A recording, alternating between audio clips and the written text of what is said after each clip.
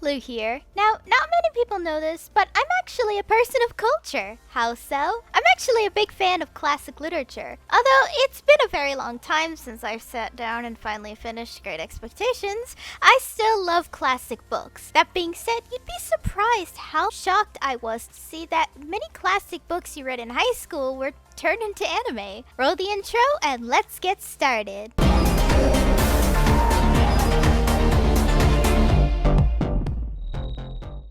Now, quite a number of these anime were produced by Nippon Animation for their classic book series thing. I'm not sure what it was, but Nippon Animation's most notable work is the 90s adaptation of Hunter x Hunter. Other than that, it's adaptations of other books you'll see on this list. Alright, let's go. Anne of Green Gables. Now, Anne of Green Gables is my favorite book of all time. I know that to many, the book is boring and offers nothing compared to other books around the same time, but I love this story. I read it in a time when I was around the same age as Anne, and I just really related to it. I enjoy a lot of the innocent slice of life aspects to the story. There's other reasons to point out, but that would be a whole video just about me gushing over this book. Akage no Anne is directed by the late Takahata Isao, known for anime such as The Tale of Princess Kaguya and Grave of the Fireflies from Studio Ghibli. Each episode is about a chapter of the book, clocking up to a whopping 50 episodes. I honestly gotta say that this is the most faithful adaptation of Anne of Green Gables, more so than live action. I mean, it does add a couple of moments in episodes that weren't in the book, but they blended in so well that I legitimately couldn't tell as someone who read the book multiple times throughout my life. While the 80s miniseries kept a lot of the books, it was a bit uneventful in capturing the exciting thing about Anne's imagination due to budget. The Netflix miniseries is just too edgy, to be honest. Yeah, I know Anne secretly has a lot of dark moments, but the important part is Anne seeing the beauty of the world and her quirky moments with other people. Pretty much any adaptation forgets to balance the slightly dark moments and the beautiful innocence to the story, and I think this series captures it best.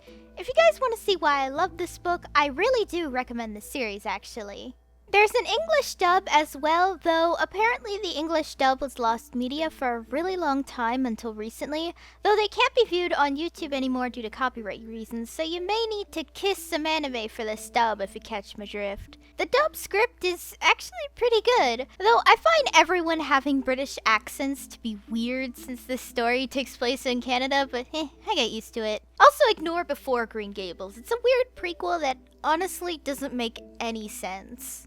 The Diary of Anne Frank. By the way, any jokes about Anne Frank in the comments will be deleted. Unlike other books on this list, which are a work of fiction, The Diary of Anne Frank is a real story that is horrifically sad, and any comments making jokes about this girl who suffered so much will be deleted. It's not that I can't take a joke, but this is the story of a real Holocaust victim, and I'd rather not have people making jokes about her death, or even worse, actually siding with the sick fucks who caused her death in the first place. Now, on to the review. Anne no Ninki is apparently a remake of a 1979 TV special created by Nippon Japan, but I can't find any information on it or even clips of it other than who made it and one still featuring Anne. This might actually be a piece of lost media, actually, go figure. This remake was made in 1995 and produced by quite a number of studios, so here's the ones listed by my anime list. The movie was directed by Nagaoka Akinori, known for anime like Dr. Slump.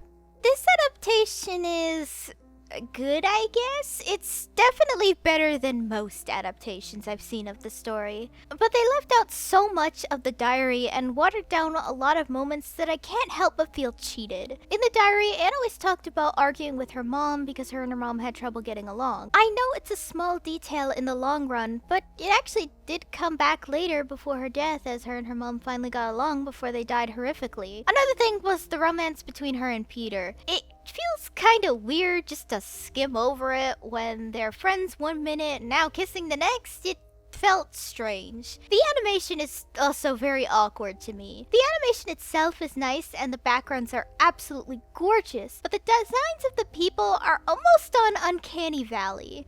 The style feels like Ghibli, but the facial features are trying to be realistic that it falls into this weird uncanny valley nature that I can't quite properly describe. Also, the fact that Anne doesn't really look like Anne. She was 13 when she went into the attic, and in the movie she looks about 16, so it's really weird to see, especially comparing her to the actual known photos of her. The soundtrack, though, is absolutely gorgeous. Like, I normally don't discuss soundtracks in anime, as I usually forget them or I find they're not much worth talking about, but my gosh, this soundtrack is absolutely beautiful. It's good, but I don't know, I just feel like Anne Frank is one of those things that can't really be adapted into a movie or series because, well, there's just so many important parts of the book that I can't quite think it's right to cut parts out, even if the book we all read in school is edited already. Yeah, by the way, Anne's father did edit her diary a bit when turning it into a book. Why? I'd recommend looking that up for yourself because it's a bit awkward. Overall, it's good and does have the same emotions as the book, but it's definitely a weird one to turn into an anime. Also, good luck finding this with English subtitles, as this is pretty difficult to find. Oh, and you can definitely forget about finding it outside of 240p. There's also no known English dub, by the way, since, you know, it's already obscure and I doubt a dubbing company in the 90s would have even known this movie existed. The Borrowers. I'm putting this here as to explain how Ghibli adaptations work and why other movies like Howl's Moving Castle won't be on here. Ghibli basically takes the bare bones of the plot and builds upon it. But like Howl's Moving Castle and When Marty Was There, The Borrowers is no exception to this. Karigurashi no Ariete was released by Studio Ghibli in 2010 and directed by Yunebayashi Hiromasa, known for my favorite anime movie of all time, When Marty Was There. He also directed Mary and the Witch's Flower, so this guy is actually pretty good at adapting classic children's storybooks. Now the story is about a bunch of tiny people called borrowers who live in a house and borrow things from the houses they live in.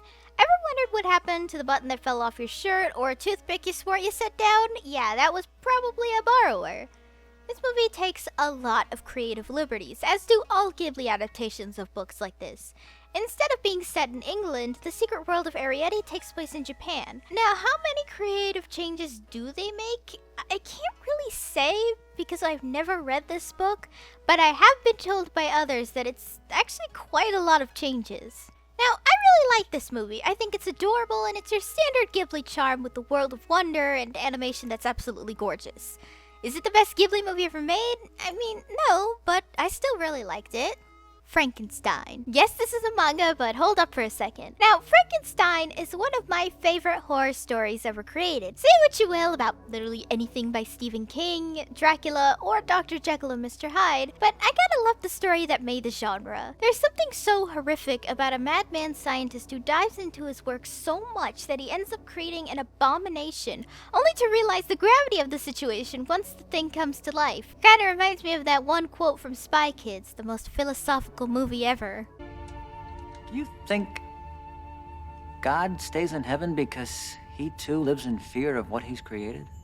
Frankenstein's manga here was written by the king of J-horror himself, Junji Ito. I had seen the manga for this at my local bookstore and I was honestly shook. The manga was written in January 1999 and is extremely short as it was part of Ito's short story collection. As I had read the short story collection at the local bookstore, it was tricky to figure out which parts were Frankenstein and which weren't for a second, but overall, I really like it. It's Junji Ito. How can you not like anything made by the master of nightmare fuel? Now, the story is different compared to the book. Instead of basically being told through a guy who sent an entire book to his sister, who probably just asked how his lunch was, it's told in the moment instead of one gigantic letter for some reason. Overall, it's actually extremely accurate to the story, considering Frankenstein is actually a very short story, and this was part of Junji Ito's short story collection. It's no wonder that this was so faithfully adapted. I will say that I like how the monster looks so grotesque, unlike other versions where he's more like handsome Squidward from that one episode of SpongeBob, I guess. Though the ending is a little different from the books. It's still kind of the same ending, but it's just a smidge different, but it's not something to ruin it at all. The manga is overall fantastic, and I highly recommend this to anybody who wants a comic version to read of the classic tale of Frankenstein.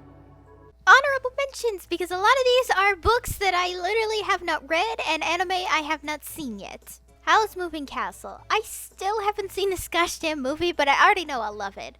I've never read or heard of the book prior to hearing of the movie, so I can't really say, but I've been told it's a great adaptation. Les Miserables Shoujo Cassette. Now, I have never read Les Miserables in my life. Frankly, I don't really want to, because the book is longer than a dictionary, my gosh. This anime focuses more on the original story of the book rather than the musical. Obviously, it also focuses more on the relationship between Jean Valjean and Cosette, with And I'm Javert. trying to find Valjean. I've been told this is pretty great, even though I haven't seen it yet. Also, you know, Les Revolutions is spiced in there.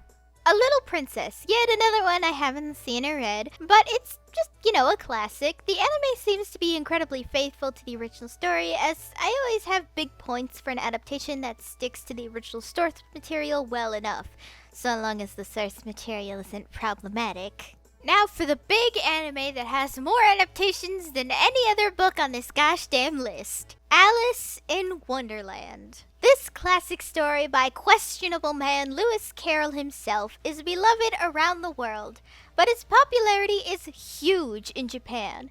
It's probably the most classic popular literature in Japan. It's so popular that other classics like Peter Pan or The Wizard of Oz are almost unheard of in Japan by comparison. Since there are so many, let's do a lightning round of all anime or most adaptations of Alice in Wonderland. I'm probably going to miss a lot because again there are so many, just so many adaptations and spin-offs of Alice in Wonderland that my head was honestly in a swirl researching this. My gosh. Fushigi no Kuni no Alice, which is a direct adaptation of Alice in Wonderland and probably the most faithful one in this lightning round. Rose and Maiden created by Peach Pit, which although the anime is based on it in name only, the manga heavily borrows from Alice in Wonderland, including talking flowers and the large garden, the white rabbit, and roses being a huge imagery for the series. Pandora Hearts, while not a direct adaptation, uses the characters and names to create its own special insane story. Also borrows from The Wizard of Oz too, I think. Hello Kitty no Fushigi no Kuno no Alice is just a Hello Kitty version of Alice in Wonderland. There's nothing wrong with it because Hello Kitty, she can literally do nothing wrong. Ciel in Wonderland is a 2-part OVA of Season 2 of Black Butler that's filled with nothing but fan service and is kind of garbage, but proves to be insightful if you read the manga. Haruhi in Wonderland is a filler episode of Ouran Host Club at the halfway point that describes just how much the host club impacted Haruhi's life, and is of course hilarious with a really touching moment near the end.